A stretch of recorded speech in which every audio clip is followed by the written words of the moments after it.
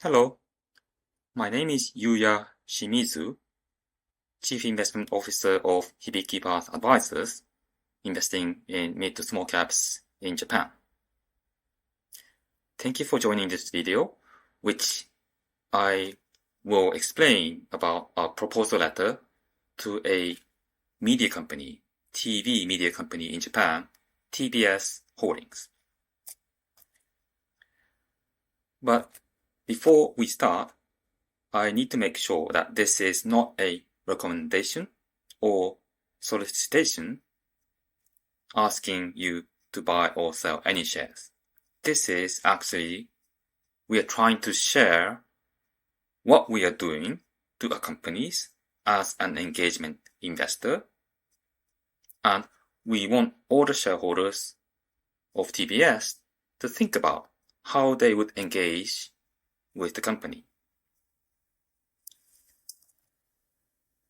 First of all, I would like to explain a little bit about Hibiki Path Advisors, which is this slide.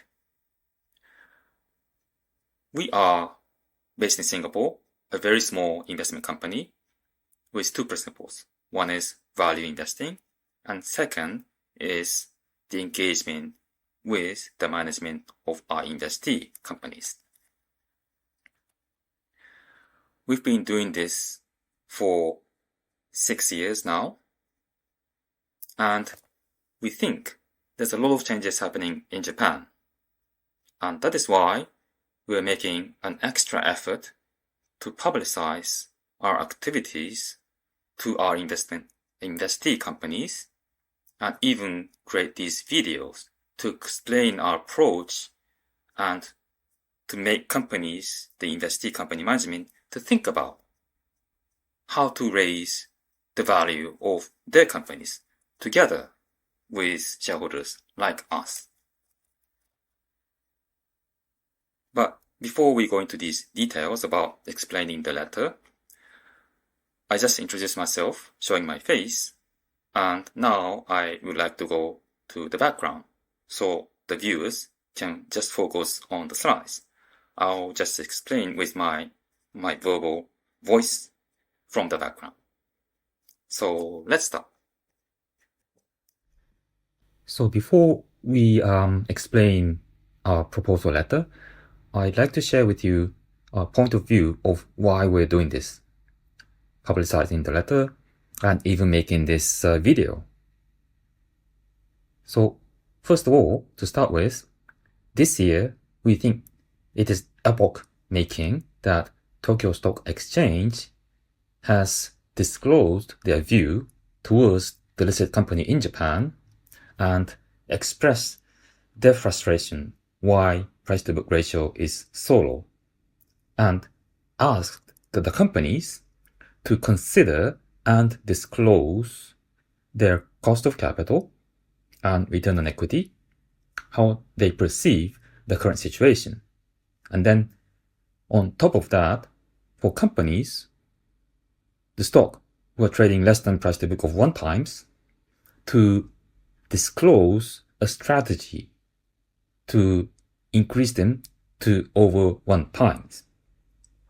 Basically, this is asking the company or companies to think about the meaning of being listed in the exchange and to take advantage of that.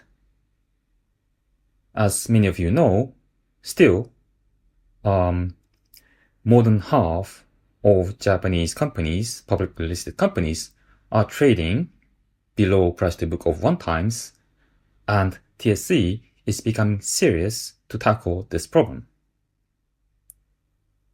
The good part of this is that TSE and the companies and shareholders all benefit from the increase in the market cap of the stocks listed in Japan.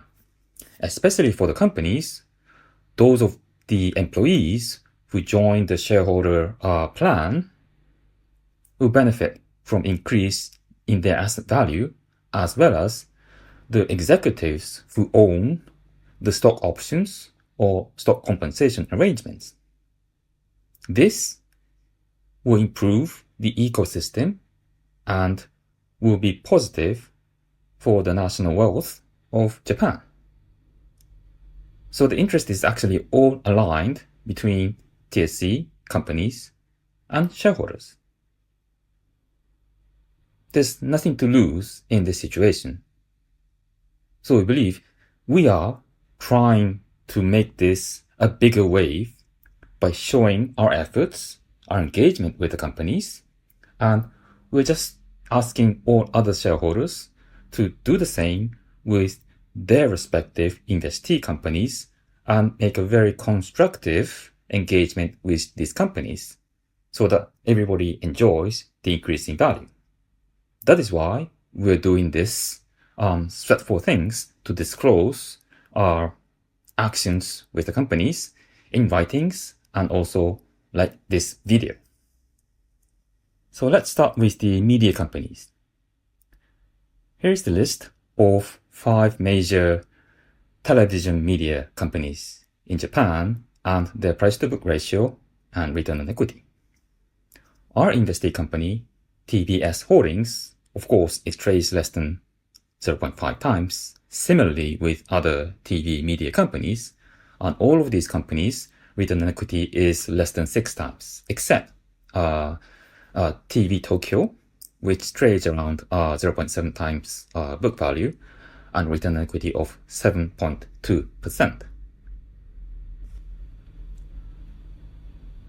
As for our letter, we summarized our view based on 4 sections.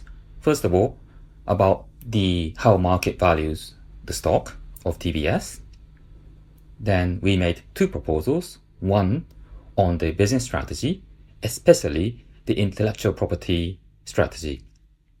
The second proposal is about their approach to balance sheet, financial structure, and shareholder returns, asking for a very high, stable dividend amount. As a summary, we actually explained to the company management why we are doing this proposal letter. So let's go into these details. First of all, about the market appreciation of TBS Holdings. Very simply put, their market cap is trading below their net cash and securities. It is a no-brainer, as you can see here in this table. This means their business value is negative. This is basically similarly the case with most of the traditional media companies listed in Japan. Proposal number 1, we touched on 2 points. One is there are drama IPs, especially about The Seven, the new company they created. And second is their animation strategy. First of all, the company called The Seven. This is a IP production focusing on dramas. In January 2022, TBS actually created this company as a 100% subsidiary, giving them 30 billion yen of production budget and targeting the global markets. In the past, these media companies always started from the domestic market and then tried to expand into global markets. And TBS, in this effort, is from the first point targeting the global market, which is a great aggressive, proactive effort by the media company. We think this is great, and we appreciate that they are having this aggressive step towards targeting the global market. However, what about the animation? We don't really see how they are approaching the animation IP, which is actually much stronger globally than drama IPs. Drama IPs compete head-to-head with Korean drama creation companies, which produce actually very high-grade dramas, as people know through the providers such as Netflix.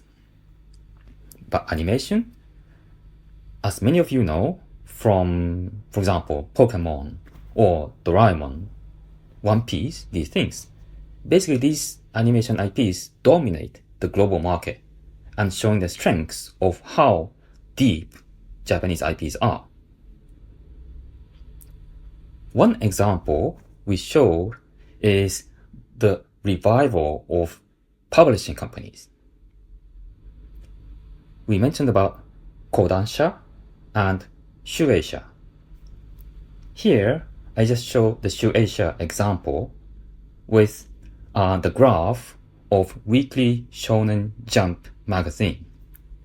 As you see here, for the past more than 10 years, the publishing has declined, the paper publishing has declined constantly.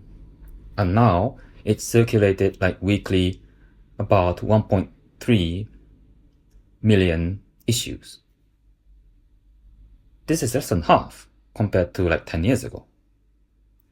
And there were many rumors that this company will face difficulty because of their paper media contents are becoming so obsolete. However, looking at this Shueisha's case, they've been transforming to digital very aggressively under the table, and they disclosed in 2022 that already there are 700,000 digital subscribers for their magazines. And the industry was very shocked to see this, or positively shocked and surprised to see this transformation. We think TV media companies should learn from how these publishers transform themselves already by taking advantage of digitalization and expanding the strong IPs globally. TV media companies have a lot of cash, and they should be involved in these animation IPs much more aggressively than they have been. And that is one of our business proposals to take advantage of global expansion of Japanese IPs. The second proposal is about balance sheet management and shareholder return. We are proposing a fixed amount of dividend over the next 10 years. Simply put, people buy stocks expecting the rise in share price and stable income from the dividends. Of course, the rise in share price derives from the business growth and improvement in return on equity. So let's talk about this return on equity and dividends here. The difficulty these media companies face is that there's a broadcasting law requiring that foreign shareholder base should be less than 20% based on national security. So that is one potential reason that these media companies are hesitant to buy back their shares. So the only solution is to tackle this with dividends. We actually outline very simple case studies, 3 cases about their dividend policies, using a very simple example that TBS total balance sheet is just 100 yen. Shareholder equity, 70 yen, 70% equity ratio. Net profit, 3 yen. Then return on equity is about 4%. Dividend payout ratio, currently about 20%. So how that can be transformed based on 3 different case studies. Case 1, case 2 is a linear transformation. Case 1, no change. Case 2 is 100% payout ratio. Both of them, return on equity, as many of you can realize, won't increase. Case 3, which is saying the dividend payout should be increased by 10 times, which is currently 0.6 yen based on 20% payout ratio to 6 yen in this case study. With this, total equity will shrink from 70 to about 40 in 10 years. However, the equity ratio will still be 57%, which is very healthy actually. And return on equity will improve from 4.3% to 7.5%. In the past, in 2018, a foreign shareholder has made a shareholder proposal in the AGM that TBS should pay a dividend in kind, liquidating the Tokyo Electron shares, distributing them to TBS shareholders. And unfortunately, this resolution didn't get past the AGM. And the reason why TBS went against this proposal was that the management didn't like a drastic and immediate action to transform their balance sheet. Okay, if that is the case, let's change the approach. A gradual and calculated long-term solution to solving two things, balance sheet, then return on equity. With this 6 yen dividend payout, that can be solved gradually. So it is not drastic, but it is a calculated long-term solution to an overcapitalized balance sheet, which should be what TBS management was hoping to achieve. So we made these two proposals on their business and on their financial solution in a very simple style. In the final section, we explained why we are making this proposal. As I've touched on, in the past, TBS actually showed their view that they don't want to solve it in a drastic manner. Then the solution would be gradual manner. And we are not just asking they should pay out tons of dividends. Well, in short, that might be the case, but we are asking from the standpoint of how they can gradually and with calculated solution transform their balance sheet, and the solution is actually dividends.